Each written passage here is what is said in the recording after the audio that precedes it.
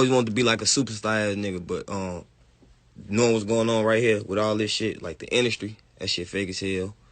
Motherfucking being around these fake ass niggas, you can't talk around these fake ass niggas. Niggas buying numbers, niggas buying bundles. So all this shit fake, right? But let me tell you this. That bitch ass nigga label called me. Somebody from his camp. I ain't gonna say his label. Somebody from his camp called somebody from my camp.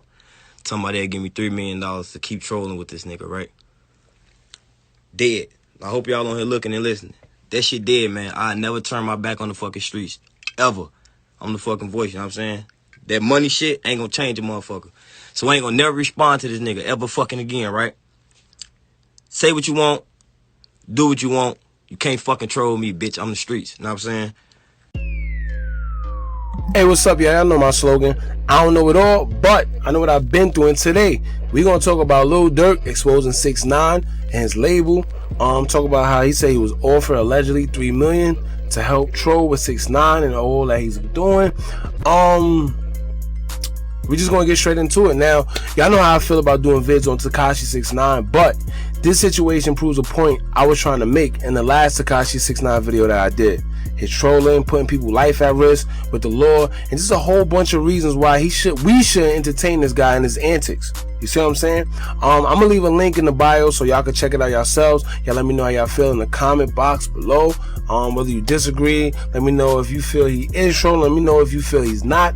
Just let me know how y'all feel, man, because a lot of people surprisingly sides with 6ix9ine. And he does things like this, you know, disrespecting the dead, all that, knowing that he snitched. But like I said, there's people that sit there and sympathize with him, and he did, you know, these guys did this to his baby mother. Bullcrap. Bullcrap. We don't want to hear that, man. When you play in the streets, and street stuff happen, you gotta react according to the streets. You gotta react accordingly.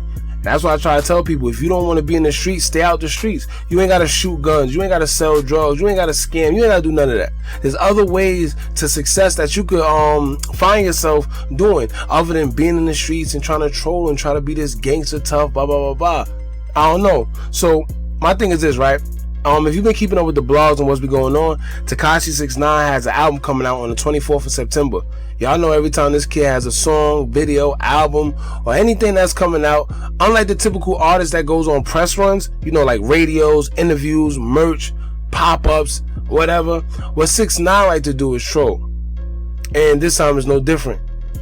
He's quote unquote beefed and then trolled almost the whole industry at this point. From Trippie Redd to The Game, Meek Mill, 50 Cent, Lil Reese, and pretty much the whole Chicago, YG and pretty much the whole LA and whoever gets into it with him, Jay Prince and his sons, A Boogie, Casanova, and just a whole bunch of many more, right?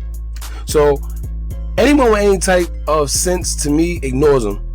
You know, anybody that's actually about that life, they ignore him. He's been exposed plenty of times, especially when he got caught going to the infamous O Block in Chicago, but at like 4 in the morning, or most recently when he's been recorded in the mall in Chicago, walking with like 5 or 6 big bodyguards.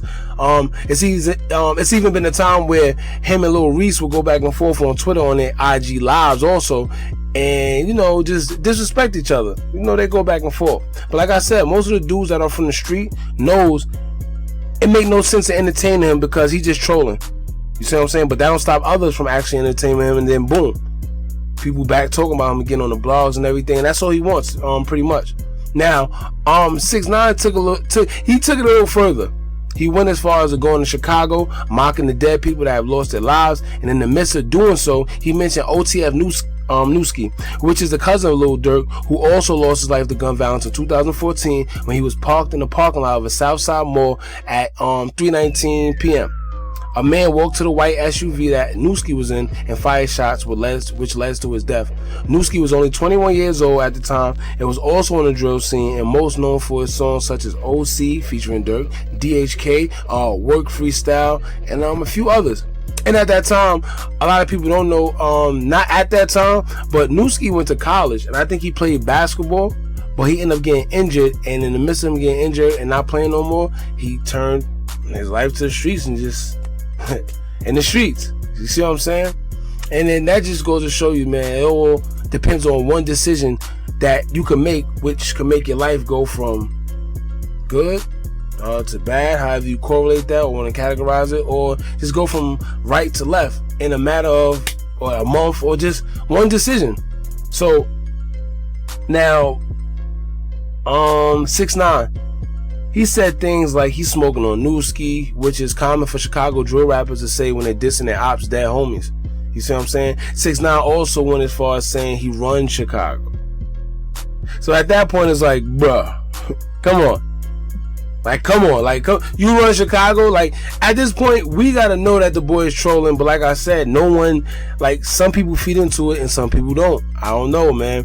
With all that going on, listen, Lil Durk remained quiet up until yesterday. He went live on IG and he said that someone from Tekashi 6ix9ine camp has reached out to his manager and offered him $3 million. $3 million to have him troll along with 6ix9ine and keep the propaganda going and make it look like something it really isn't.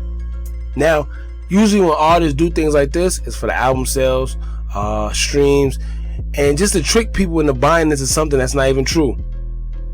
And what this remind me of is 50 Cent when he used to do it to all the artists when he had an album or something coming out, or a movie or a show or whatever. But my thing is, he didn't take it this far. Like, you know, he would say certain things, blah, blah, blah. But he didn't make it seem like, yo, I'ma kill this. I'ma come to your hood. Yo, suck my... You see what I'm saying? He didn't do all that. That's why I think your boy Tekashi is actually taking a little far. You know? But back to the live. Throughout the live, Lil Durk just went on to tell the people that the streets is up one, how he wouldn't turn his back on the streets, because if he was one of those goofy celebs that was in it for the money, he could have just accepted the $3 million and played the circus games. And he's kind of true, because guess what? Nobody would know. And the way that social media is today, y'all would just eat it all up. Y'all would think that it's so real, it's so true, and blah, blah. And he would have just been sitting back with that $3 million.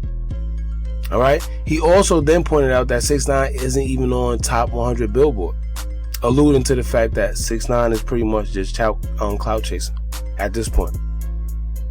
All right. So my thing is this: now that you guys know all of this, right, I'm gonna give my take on it. I said this plenty of times, and I will continue to say this: I'll never have no sympathy for 6ix9ine in his situation, and will never have any remorse for him and the excuses that was the reason why he told. Like, let's be real.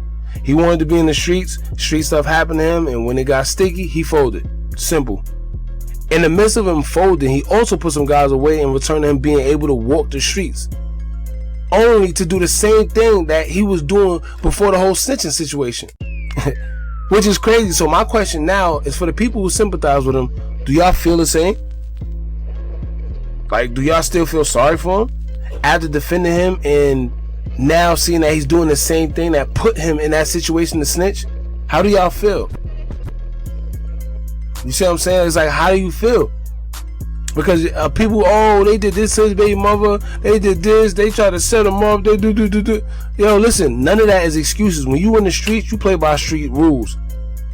Now, some people also counter and say, well, I blame the dudes that brought him in because they should have looked at him from the beginning and say, yo, he's not built for this. So some people are like, yo, listen, that's on them. And, you know, I ain't gonna lie, I'm 50-50 with that one too, because at a point, like, they're kind of right with that. They got a point with that. So my thing is this: I very much believe Lil Durk was offering money to continue this beef, because things like this have came to light about the music industry in the past. It's a known fact that labels as well as the artists profit off a lot of beef and death, murders, all that. Streams go up, album sales go up. And like they say in Hollywood, any promotion is good promotion. They don't care. As long as they're in the spotlight, you see what I'm saying? They don't care. As long as them streams going up, they don't care. My thing is this: I encourage anybody in the industry, if you really feel that you really real and you about what you talking and you solid, don't let this man trick you out your position, because you're gonna end up in jail. You're gonna end up getting the worst part of the stick, and you know that. That's the thing. People, they know that, but their pride, their ego just gotta respond. Don't respond. That boy already been proven to be. It's already evident that he's trolling, man. Just let it be. Be smart. You see what I'm saying? And it's already been proven that he'll snitch if things get crazy. So let's be smart about it, man. Stop giving this kid attention and energy, and watch him go away. The label will eventually realize that they're not profiting, and they'll stop putting money behind them or stop giving them money, whatever. But let me know how y'all feel though, man. That's all it is. As an artist, I think, I don't know, man. Matter of fact, y'all tell me how y'all feel. As an artist, should you respond to anyone trying to assassinate your character, or should you let it go when you know that they're not willing to go the limits that you're willing to go? Because you know they already been proved. When it's been proven that they told already. You see what I'm saying?